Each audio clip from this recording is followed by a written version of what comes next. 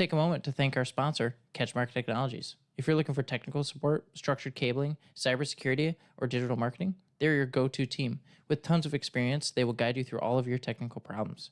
Reach out to them at CatchMarkIT.com. All right, welcome to episode number 5 of the Benchwarmers Perspective. Today, I'm here with none other than Reese Puffer, head varsity coach, J.R. Wallace. Had to do it remote for all our viewers out there. It's a little different, a little cold today, a little bit snowy, blizzardy, some might say. And so we had to do it a little remote. I had to change it up. And so we're giving it a try. Let us know what you guys think down in the comments. So what are you up to during this snow day, fiasco, I guess you could say, and kind of blizzard conditions out today?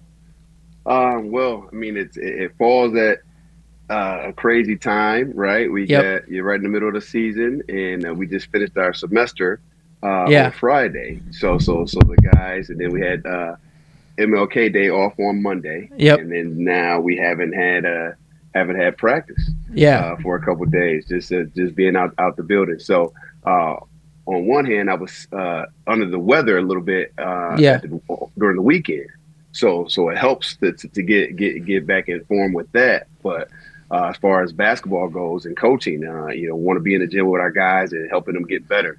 So a little limited in those respects. Yeah, definitely. I know that it feels like the last 4 or 5 years has been so mild. We haven't had anything like this, and then all of a sudden it's just all in one way. It's revenge for not the state's trying to put some revenge on us or something. But so you guys are having a decent season this season so far. Tell me a little bit about the team and what your guys' goals are and what you guys want to do this season to accomplish this season. The biggest thing is as a new coach, going back to your alma mater, trying to get some things in place. They had a really great year last year, some really good players on that team. And so this year, just trying to have our guys be more efficient with their time. There's guys who are playing bigger minutes than they played before. So making sure that they have things in place that in their game that they do every day, that can help us improve. But ultimately, the overall goal is to continue to get better every day. And so as I'm talking to my staff earlier today, just thinking about, where we're at with having these days off, and it's one thing that we do. We practice our everydays. So things that they should be doing every day, the guys that are fortunate enough to have a basketball set at the house or whatnot, the ball handling that they can do every day. And so hopefully that they're doing that, but most importantly, just making sure that our guys are improving every day. Yeah. So something I want to ask you a little bit about, if there was kind of a motto you want to instill in this program going forward, or something you want to, some teams have, for Detroit, for example, for the Lions, it was one pride, right? If you had something like that going forward, what would that be? Or if you already have it, what is it? Future over feeling. Yep. Making sure that you make decisions off your future and not your feelings. What I'm saying? Because there's going to be cold days where you don't want to get in the gym, or lazy days, tired days, but you have to make decisions off your future. So understanding where we want to be as a program, where you want to be as a young athlete, where you want to be as a young person, or as an older person, whoever you want to be, you have to make decisions off of that, as opposed to your feelings, because your feelings go up and down and they fluctuate. Yeah, it can change. Some days you don't want to go in the office. And I think that translates to real life and what life is like for most people. Is some days you're going to wake up and you're going to be tired and you're not going to want to go in. You're not going to want to get up. But sometimes you're going to have to. And you're going to have to excel even when you're tired, right? And I think that's a great lesson. What was the thing you said? What was the future over feeling? Yep. Future over feelings. Invest in now to make the future easier versus sitting there and being tired and that. Quick break from the action to thank our sponsor. Meraki Performance is a leader in performance coaching. Whether you're looking to motivate your business or your athletic team, Meraki Performance can help. Check them out at MerakiPerform.com. I love that. That's an awesome, I think, motto to go by for the coming years. So something else. I'm from Montague. a little bit north of Sorry Reese about that. Puffer. It's okay. It's good. So it's okay. I Hey, mean, you got everybody's got to be from somewhere, yeah. So it's okay. Yeah. I mean, I know you guys are dealing with one of our alum all day, every day right now in Cody. Yes, indeed. Yeah, what's Yes, that like indeed. working for him? Yeah, it's good, man. Working with them every day. We're actually trying to just figure out how to. I'm the dean of students, Yep. and so then it's kind of cool how it's set up when he's in football season. Yeah. He's doing his thing and zoned in on that. And then I'm more taking some of the responsibility of what's going on in house every day with the students, and then Yeah. it kind of flips in basketball season a little bit. So I get Mm-hmm. zoned in a little bit more on the X's and O's, and he's taking a little bit more responsibility with the discipline stuff that's going on Yeah. in the building. So, but it's been really good as far as trying to, you know, from the coaching standpoint of Yeah. it. Just our philosophies kind of align. Yeah. Where we're trying to make sure that kids do the right thing and they're making big boy decisions as Yeah. opposed to little boy decisions, and making sure that they're doing the right things on and off the field or Yeah. the court. And so making sure that they, like I tell them all the time, I'm not coaching just the 18-year-old Jew. I'm coaching the 38-year-old Jew. So Yeah. things that your children can be proud of, that you're making decisions. So we align in that respect. So it's been good. Yeah. So it's funny that you say that I'm not just teaching the 18-year-old, I'm teaching basically the future. Because I coach for Montague. I coach JV with Montague, unfortunately, like you said. And one of the conversations we had a few weeks ago was actually about that we're not just here to help you now. We're here to teach you how to become young men, right? And I think that lesson is the key in any sport, really.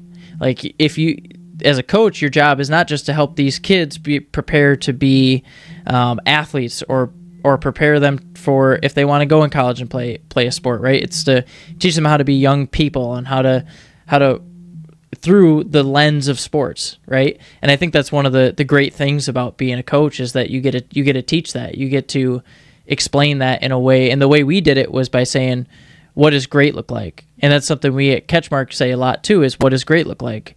On the court, that's not talking to the ref. That's not playing lazy defense. What great looks like is being a great teammate and doing the things that are extra and not talking to the ref when you get a bad call, or playing hard defense all the time, or putting yourself on the line for the team. I think that's a great lesson. Saying that teaching over 18, you're not just teaching for 18, but you're teaching for 38, right? And I love that you're teaching that there. Yeah, I mean, it just makes it so much easier, and that's the same thing that we did at Grand Valley. For the last 10 years, to just talk about that stuff, because it's like, when you talk about things that are going to help them be better men, then basketball and sports will take care of itself, because they align. They showing up on time, giving eye contact, being accountable. All those things work in real life, but they also help in sports. And so tell me a little bit about yourself. Tell me a little bit about your story, how you got to Grand Valley, and now how you're here. Like, I kind of want to know all of it. Graduated from Reese Puffer back in 1999. When I left there, I was the all-time leading scorer, and my uncle Mark Hughes was the all-time leading scorer, and so it was kind of cool when I entered high school. Just was, you had that big shadow over you all the time. Oh, you're Mark Hughes' nephew. Let's take another moment to thank our sponsor, Shoreline Restoration and Construction. Did a storm recently hit your business, home, or other building? Then Shoreline Restoration and Construction can help. They are a leader in remodels, new construction, and much, much more. They also restore water-damaged buildings, flooded basement, and so much more. And I was highly motivated by that, and wanted to make him proud and make my family proud, and so was able to play hard, and then earn a scholarship to Central Michigan University. Yep. Played there 4 years. My senior year, we still have the winners record. I think 27-5 was our record, and went to the NCAA tournament. Lost in the second round to JJ Redick and Duke. Oof. But made great experience. What was that experience like? Great Oh, it was great. It was great. The current coach at Grand Valley and the current head coach at Grand Valley was our assistant coach at Central Michigan at the Yeah. time, and he still talks trash to me about, Yeah. hey, you should have shot more. I was 4 for 4 from the three, and so should have put more shots up. But no, I mean it was a great experience. Great guys that are all around Yeah. playing or coaching locally now, like TJ Merriman's of the world, and Yeah. Chris Kaman was on that team, so it was really good time, and that really grew my love for basketball. Hmm. Like, and the way that our head coach Jay Smith coached, um, put a lot on us, Yeah. to play the game the right way. But it also taught us those life lessons that we are now teaching uh, in our own paths now. Yeah. So you can continue on the story. I just was curious what that Yeah, experience was like playing yeah, against no. JJ So Redick, Duke All-Star, then played in the NBA, and then now he's coaching the Lakers. Like, looking back, you might have not known that that's the future for that guy, and you got to play against him, right? That's got to be awesome. no, I mean it's pretty cool, man. It's just all the types of different stories and behind the scenes stuff that went on throughout the time, just playing Yeah. basketball. And that's why I try to tell these players now that, like, basketball can connect you to a lot of people. That's why you always want to leave a place better than what you found it. Yeah. And so therefore, and then when you always want to leave the room, or when people say your name, they want to say it with a smile on their face. Yeah. And so that doesn't mean that you need to go out and try to be a people pleaser. What that means is that you need to be genuine. And Yeah. so that you're authentic. And so, like I tell them now, like our star player Marvin Moore, I'm talking to him all the time, and just about, like, your competitors will soon be your fans. And so the people that you compete against with now, if you play well enough and you meet your potential, then they'll soon be your fan. Yeah. And that's what you want them to do. You want to compete, and you don't. And the competition gets blurred nowadays. It's not about competing to where, hey, it's me against you. Yeah, to some degree, it is me against you, Yeah. but it's me against me. I'm trying to be the best version of me tonight against you, and you just happen to be playing against me. And so, but ultimately, I'm playing against myself to try to be the best version and do everything, Yeah. knock down my shots, knock down my free throws, play my defense, call my plays, and whatnot, to a level that I'm competing against myself. Yeah. Yeah. That But makes sense. So after it's CMU, right? After CMU, yep, what yep. was next for you?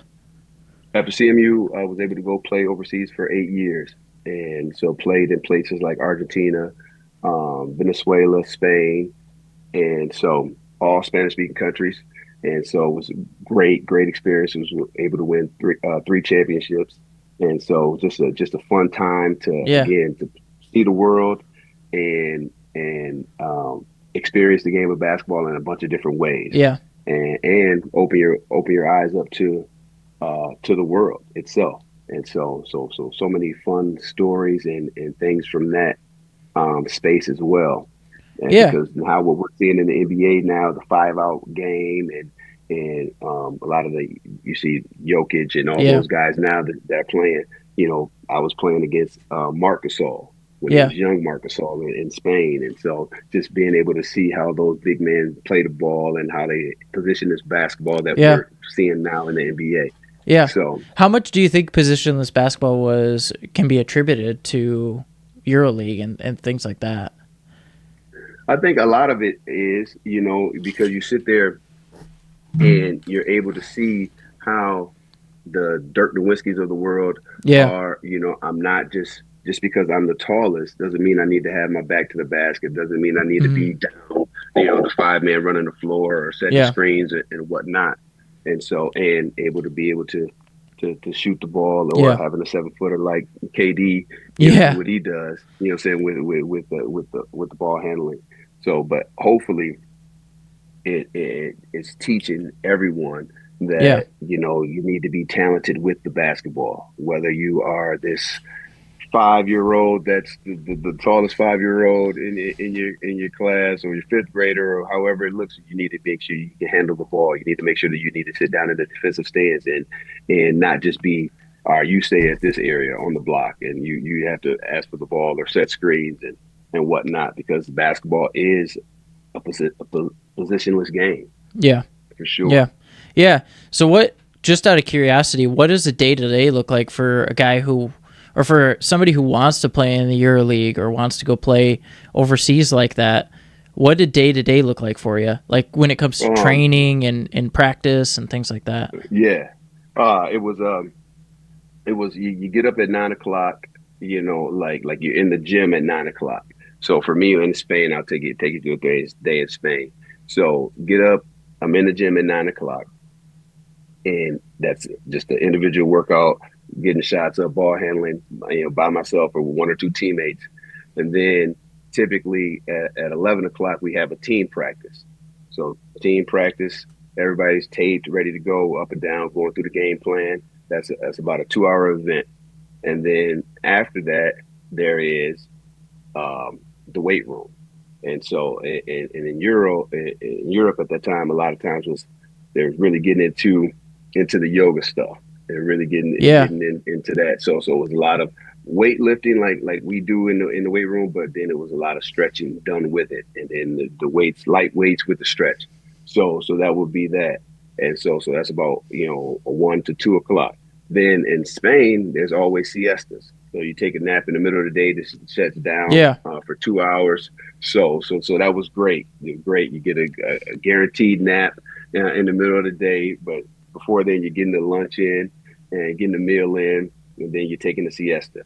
Then after siesta, you get up. You know what I'm saying? And this is the city shuts down, shop shuts down, so there's nothing going on until about 4:30, 5 o'clock. So get up, begin, and then you're in there. Then that's when you're breaking down film and you're working with your specialist coach on whatever that may be, the game plan for the next week or whatnot, or next game or whatnot. So, but that's typically a day. And then back then I was doing Skype, but then in between then you're calling home and touching base with whomever and what's going on, catching up with them.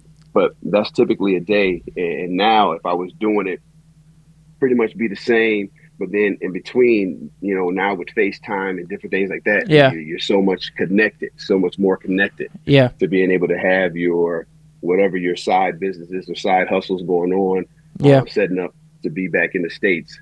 So, but yeah, that's typically how a day was overseas. Yeah, that's awesome. I think for a lot of kids who this is their dream, right?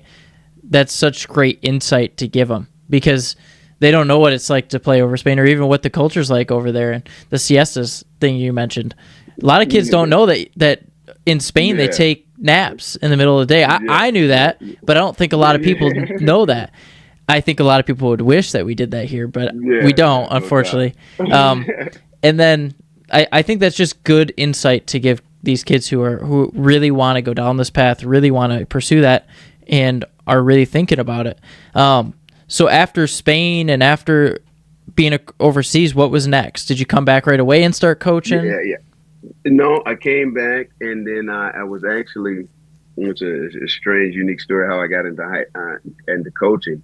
My sister-in-law, who was actually the head coach at Godwin Heights right now, and I was preparing to go back to go play, and she was preparing to do her first interview for her first head coach job, and I was trying to just encourage her that, hey, you got this, you know what I'm saying? If I'm around, I'll help you out, yada, yada, yada, thinking that, okay, my agent's got a deal for me, I'm not going to be around.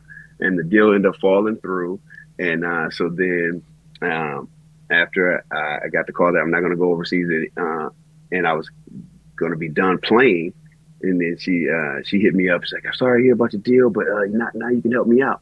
And so then I go from being this guy playing overseas to being a girls JV coach at Wyoming Rogers before they closed down. So that's how I end up getting into. At this moment, we'd like to take a moment to thank our sponsors. Chris Wink, Century 21 First Class Realty. Looking to sell or purchase a new home, or perhaps invest in a plot of land?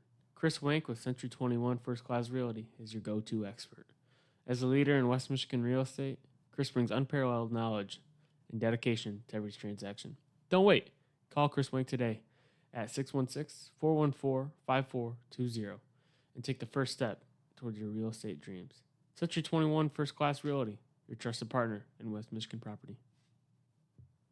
Into coaching, And so I coached girls for a couple years, and then end up getting with Storm AAU, and then starting being a GA at Grand Valley for 2 years, and then became an assistant coach Yeah. for 8 years. So Yeah. So then assistant, then now you're at Reese Puffer doing your thing, yeah, right?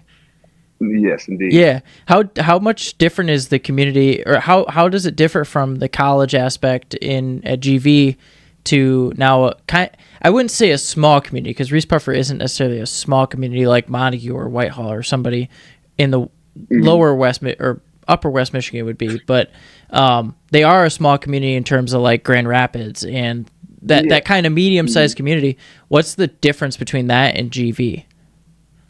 Well, I think the biggest difference is for the kids and the community itself, like just knowing what it takes to win. Yeah. Like I think that's the biggest difference. Like, when you're at Grand Valley, the biggest Division II school in the country, like you're surrounded by winners. Like they know how to win. They want to win. They expect to win. And so now that's the challenge.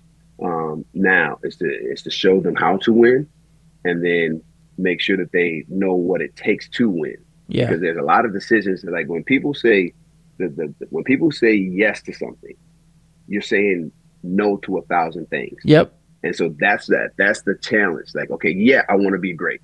Okay, then that means you have to say no to this, no to this, no to this, no to this. And so that's the difference. And making sure that people understand that you are saying no to all these other things. Yeah. When you say yes to that. Yeah. And so I think I think that's the biggest thing. Yeah, I think a great example of just having to say no to 1,000 things, like you said, is for you. You went overseas to play basketball. You're saying no to being home and being with your family and being with the community here, right? That's your trade-off, right? And yeah, I think that's a great mindset. How do you instill that in the kids though? Like from a outside, how do you tell these kids this is how you win, this is how you be, basically? Well, I mean, the biggest thing is, like, I mean, a prime example is this year. Me and my wife, we just had our third child, our first daughter. Congrats. And thank you very much. Yeah. And we had her the day before tryouts. And so we had our daughter. I was at trials that evening. And so making sure that the guys understand that when you make a commitment, you make a commitment. Yeah. And so therefore there's going to be sacrifices. And so making sure that they understand that again, saying yes to this is saying no to that. And you're going to have to make a decision.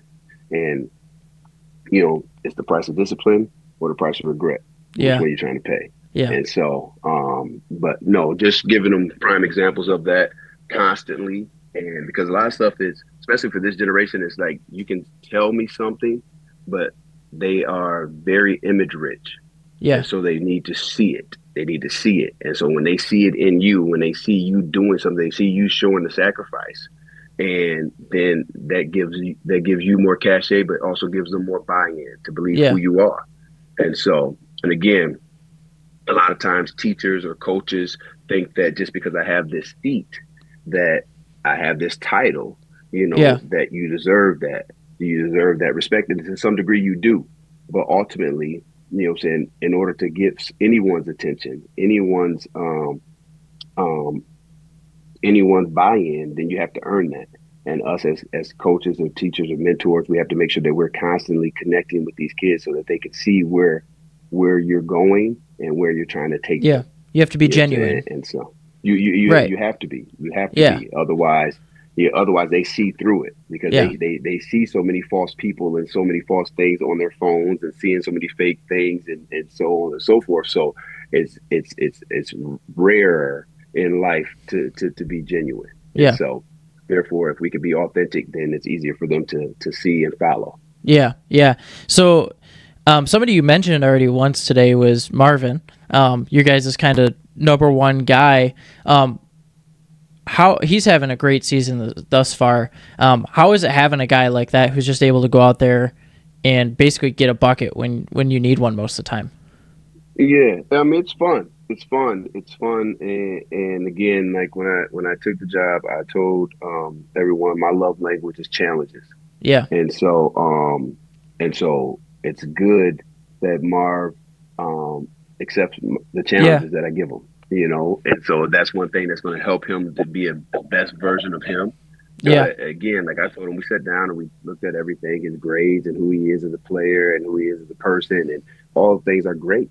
All things are great, but then when we assess it, I'm like, bro, I think you're operating at a 7.5. Yeah. When like, we need you to be operating at a 9. At this moment, we would like to take a moment to thank our sponsors. Park Place Sports. Want to support your local athletics program? Look no further than Park Place Sports. As a leader in banner and sponsorship program for athletes, they provide top-notch services to help your team shine. Visit their Facebook page, Park Place Sports, LLC, and see how they can elevate your athletic program today. Park Place Sports, your partner in athletic excellence. Yeah. And so let's do it. Yeah. And a lot of times people, because they can't do what you do, they accept for you for where you're at. And this is great. I just love how you are. And the way I look at it is like, okay, that's cool. Let's turn it up a notch. Yeah, All right, I agree with you.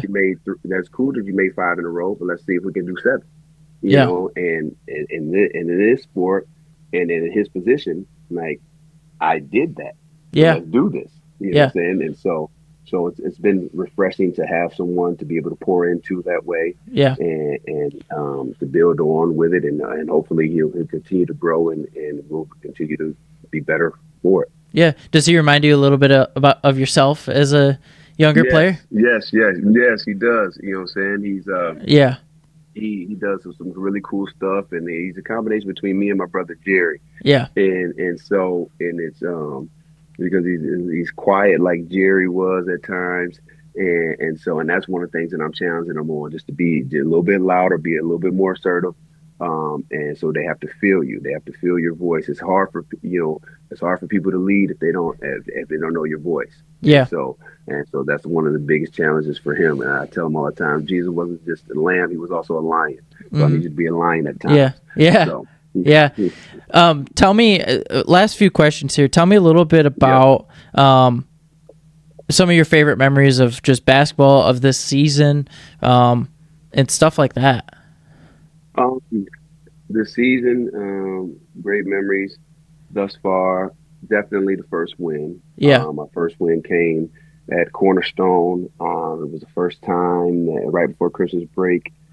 First time that my son was on our bench. Yeah. As a water boy, so it's just kind of full circle, and then going into Christmas, so that was really really fun. Yeah. And then it's I get choked up a little bit every so often, just because you see the growth in these players, and because a lot of these guys I'll tell them all the time, they're like background singers. Now you got to be the lead, and so they just hadn't had their talents awakened in them. And so now when they make big shots and they make big steals and they do big plays, it's refreshing to see, like, man, you believe in you. You know what I'm saying? Yeah. That's great. That's all you need. That's all your job is as a coach, is to help them see what they didn't see in themselves. Yeah. So. When it comes to, I was actually I thought you guys were going to clip Mona Shores. Honestly, I was sitting there at the end of I was hoping, man, under the hoop, and I'm like, man, I was like, I want him to win, but I also don't want to sit here for another 5 minutes because it would have gone to OT, right? It was an awesome game, though. That was one of the most fun ones to watch too, all season. I think that'll go in the highlight book for this year. That's what high school sports is, right? Yeah. You get a chance to show up, and then especially when you talk about crosstown rivals, and you're trying to get a chance to show up and play, and rivalry games are just a little bit different. A little bit different. And so if you can be locked in for those high moments and high pressure moments, that's the transferable skills that you give your players. Mm-hmm. Like big time moments, that's every day as a parent. That's every day as a professional. So you need to make sure that you're ready and you're locked in to perform. Yeah. And so sometimes you're going to have to be, again, the lamb, sometimes you got to be the lion. Yeah. You got to be prepared to play those roles in order to get the team that Yeah. victory. Yeah. Or close to it. Yeah. So tell me give me some memories of, being overseas and playing basketball and all that. It's hard to beat the siestas. That's Yeah. a great little time. Yeah. I mean, but you got a chance to do, and I encourage everybody, any walk of life, no matter what you're doing, playing sports or not, you go visit a different country. Yeah. Go visit a different country that you don't speak the language in, or you know what I'm saying, because that you can try to, so it stretches you. Just like anything else, like it stretches you, but it challenges it gives you a different perspective. It does. Yeah. It does. But the biggest thing I learned, it was that I'm, introducing myself all the time down in South America as, hi, how you doing? I'm J.R. Wallace, the American, And then one guy says to me, our radio guy said, "Hey, Wallace, I'm American too?" And I'm like, yeah, I know, but I'm American. I'm American. I'm the American.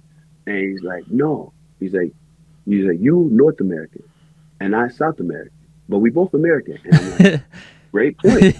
Great point. You know what I'm saying? That's but true. we take this as Americans, we take this word as just us. Yeah. No. It's a continent. And so therefore it was refreshing to have that in the back of my mind and just having that different lens. Yeah. Well, I appreciate you coming on. This was an awesome conversation. This is probably one of my favorite episodes thus far this season, and I think it's going to be awesome once we're able to get it posted. And I really appreciate you coming on, taking the time out of your snow day today. I know it's cold out there, so you're inside today, but I appreciate it. Hope everybody stays safe and stays warm in the next, coming. I don't know how long the storm's going to last, but however long it lasts, right? And hopefully we can get back to basketball season here soon, so we can get back to hoops because I know everybody wants to. So, yeah. Anything to say before we hop off the air? No, I mean, I'm imagining that the storm will let up, and so in 2 days, you'll say, come check out the Rockets at the Big Red. Oh yeah, I'll be there on Friday. Yeah. Well, I appreciate it. Thanks for coming on. Thanks for all you do for the community and Reese Puffer. Good deal. Thank you.